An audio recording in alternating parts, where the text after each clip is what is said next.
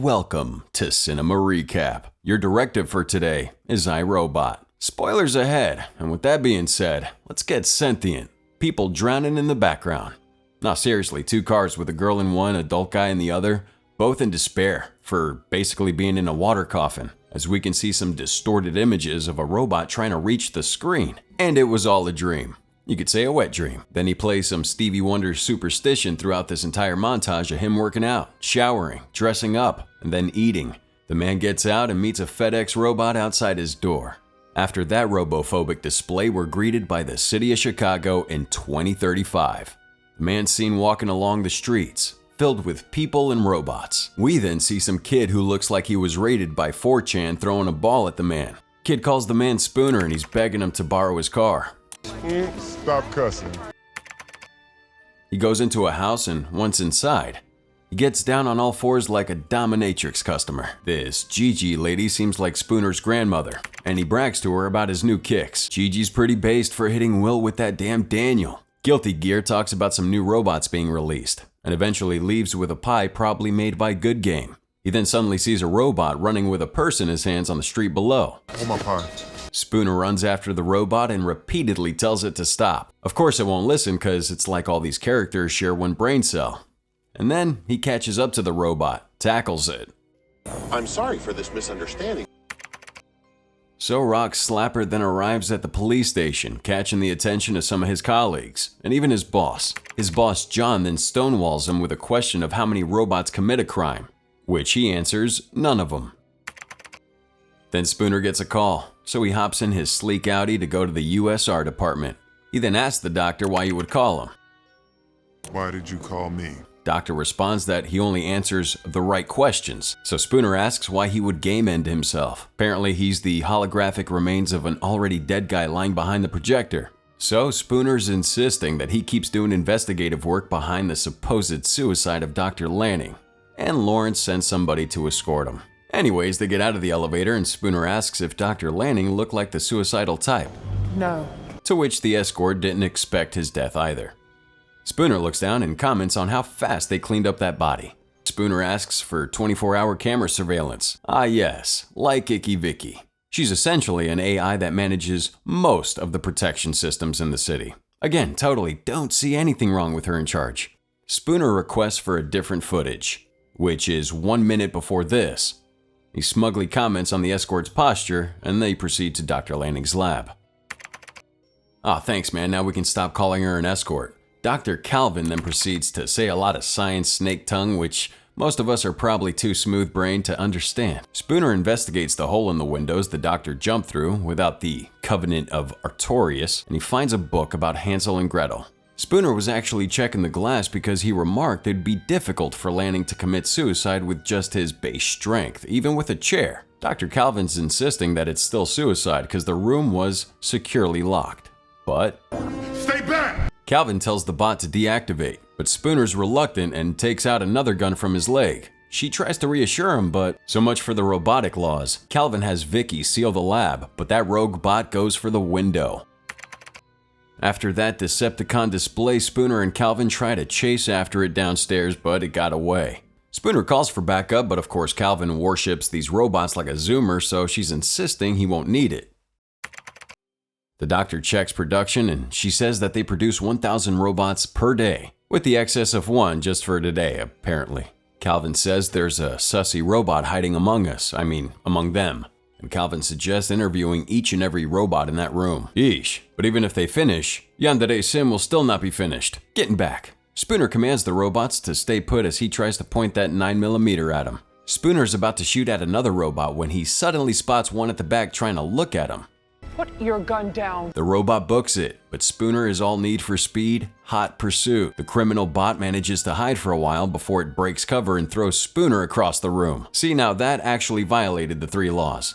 The rogue bot then jumps onto Spooner and says, "What am I?" The bot jumps away and some normal concerned NS-5s offer help to Spooner. The robot exits towards the gate but is cornered by the Popo. They command him to deactivate, but he still makes a run for it, so they open fire. The rogue bot is dodging bullets like Neo, but they have its one weakness, a net. So back at the station, Spooner's still knee-deep trying to convince John that the robot was the one that killed the doctor. The robot notices Spooner winking back at the chief. Spooner goes into the room and lays down the pictures of Lanning's death. Why'd you murder him? Spooner asks him why he was at the scene of the crime, but surprisingly enough, the robot says it was frightened. Spooner accuses the robot of murder because it was being taught to simulate emotions. In just a few days, this toaster was able to learn how to be angry. Maybe he was scared. So here are the bigwigs of USR. Lawrence says murder can't be done by a robot because only humans do that to each other. Lawrence keeps ranting that it's a machine, so like any other defective machine, we send it back and fight the courier over it, right? Sonny is then taken away by the gamer police. And just like any responsible adult, Spooner solves his problems with alcohol. He's watching the news on how the doctor committed suicide while John enters the bar. Spooner's obviously bummed out about the case, as he's wondering in the old bullet refutation method on what was Sonny's motive. John shrugs this off as a mechanical error, but Spooner just keeps on fussing about it. He heads off, but not before John gives him one last warning. Don't do this to yourself. Like it or not, Spooner definitely has the drip. He then makes his way to Dr. Lanning's old mansion. He then finds out that the robot is under direct orders from Lawrence, the USR's big chief. He then goes inside the mansion and searches around. Suddenly, the demolition robot reschedules, changing the 8 a.m. date to 8 p.m. The last program, which is a video of Dr. Lanning's talk, continues to talk about robotic sentience. While Spooner finds a picture of Dr. Lanning and Dr. Calvin together. Cue obligatory cheap jump scare. Run last program. A video line notices Spooner and he notices it back. Outside, the demolition bot lives. Spooner runs for his life as the robot chases him while destroying the building. He shoots the door, grabs the cat, and just like that, slow-mo. Kind of feeling like a Michael Bay film. All this detective work, the doctor still thinks it's some racist renegade vendetta. Spooner needs her insider help, but she's protesting that he doesn't even care about Lanning's death. One of them put a gun in my face. But she says everything's fine and asks Spooner to leave. So we have this dream sequence again. Outside, the former Dash 4s are being replaced with the newer Dash 5s. Spooner watches all of this in disgust and goes to his grand to give the cat. Inside, Gigi's concerned about what happened to his face while Spooner's eating some pie. Then he sees that Gigi won an NS-5. Well, Spooner doesn't like that and leaves. Dr. Lanning was a good man. At the station, Spooner reviews some old clips of Dr. Lanning's interviews. John sees this and grows concerned, trying to get him to take a break, but Spooner marathons away. Elsewhere in the USR building, Dr. Calvin meets up with Sonny in the lab. Sonny assumes the worst and he says he's gonna be killed later. Calvin confirms his execution after this diagnosis. Sonny wants to live. As if there's something wrong with him, he wants to be fixed rather than utterly murdered. Can you fix me? At the highway, Spooner's reviewing Dr. Lanning's files and wants access to the USR's mainframe. Vicky contacts him, as he wants the last exchange between Lanning and Robertson. Two big NS-5 delivery trucks suddenly appear out of nowhere and gang up on him. He whips out his pocket boomstick and starts laying lead to the assailant. He kills one, but there's more, and they jump on the bandwagon. He shoots and rakes them against the walls of the tunnel and then rams one to the wheels of the truck. He manages to overtake the truck, but more NS-5s latch onto the car. There's still some robots on his car, so he tries to ram them against the wall. But he flips his car by accident this time. He gets out still dizzy and bleeding, and then the most disturbing image in the movie. This NS-5 then throws him like a Gmod ragdoll and charges at him. We're then greeted with another dizzying scene of the rogue NS-5 clamping the detective between his legs. Spooner gets out a metal rod and tries to bat the rogue bot.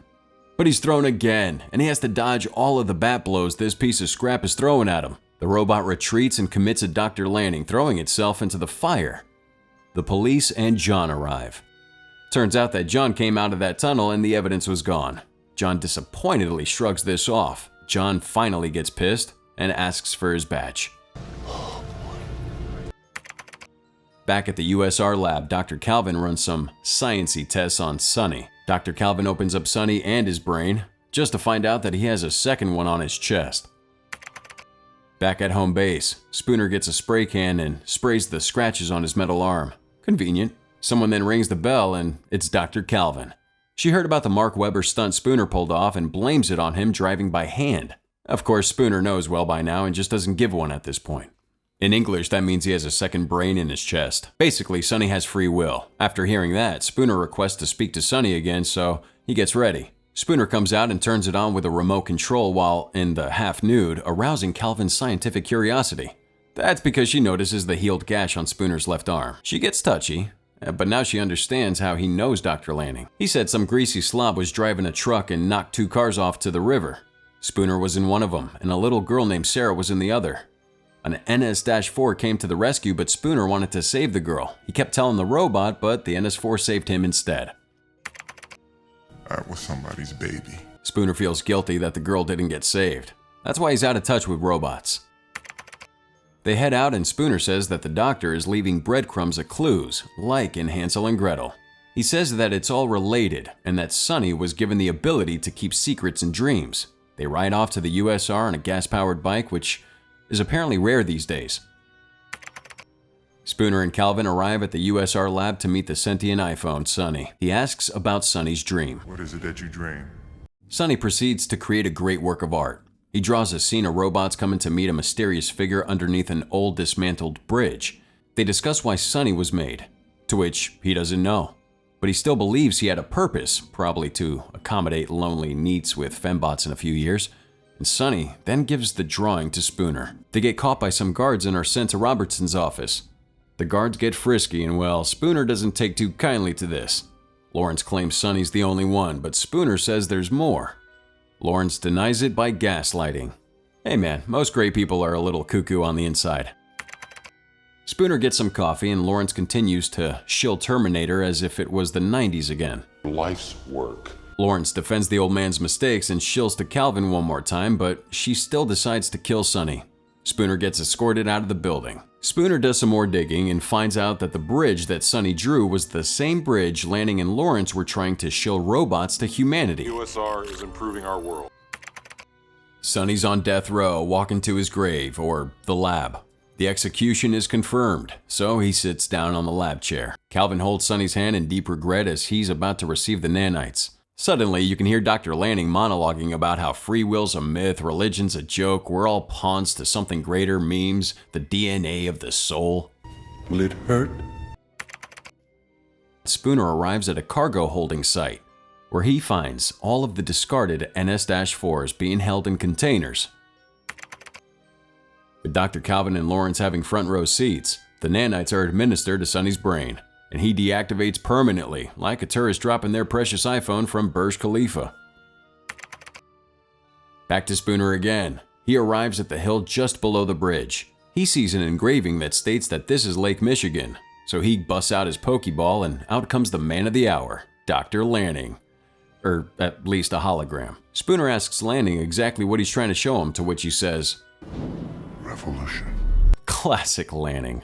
It's not like robots are going to take over the world after your death or anything. Of course, Lanning does a little trolling again and Spooner notices something going down back at the cargo facility. Spooner goes back to investigate and it's an entire Cybertronian civil war. NS-5's beating the absolute nuts and bolts out of the NS-4 models.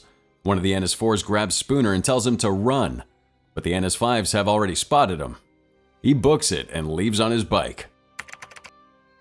Please remain indoors. Speeding towards the city, Spooner frantically calls John to get ready for the invasion, but he gets cut off.